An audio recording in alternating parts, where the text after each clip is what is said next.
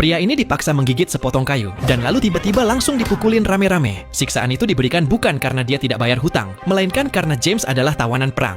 Padahal, saat pertama kali ditangkap, para tentara Jepang sebenarnya berniat untuk langsung mengeksekusinya di tengah hutan. Namun saat katana itu akan diayunkan, insting jagoannya tiba-tiba menyala. Di detik itu juga, James menghindar, dan lalu balik menyerang. Satu persatu tentara musuh mulai bertumbangan. Mereka tak sanggup menghadapi kemampuan bela diri James yang begitu cepat dan brutal.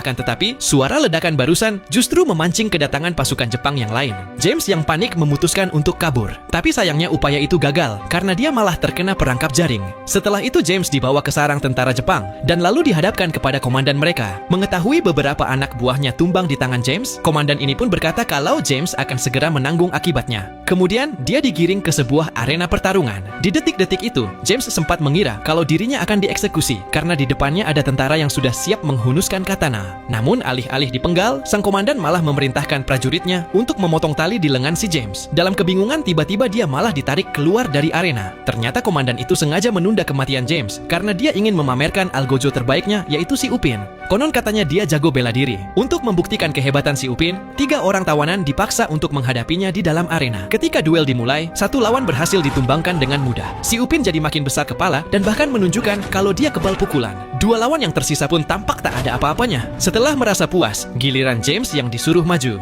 Sang komandan meminta mereka untuk bertarung sampai mati. Tanpa basa-basi, si Upin langsung mengeluarkan jurus kesurupan maung. Tapi James sama sekali tidak gentar. Baru juga menyerang, tiba-tiba si Upin terkena tendangan keras hingga terpental. Sampai-sampai dia hayang modal. Semua orang seketika langsung terdiam, begitu pula dengan komandan Jepang ini. Dikarenakan aturan duelnya sampai mati, tiba-tiba James langsung mengepalkan lengannya, lalu dengan sekuat tenaga menumbuk kelapa si Upin, sampai akhirnya dia matot alias mati total.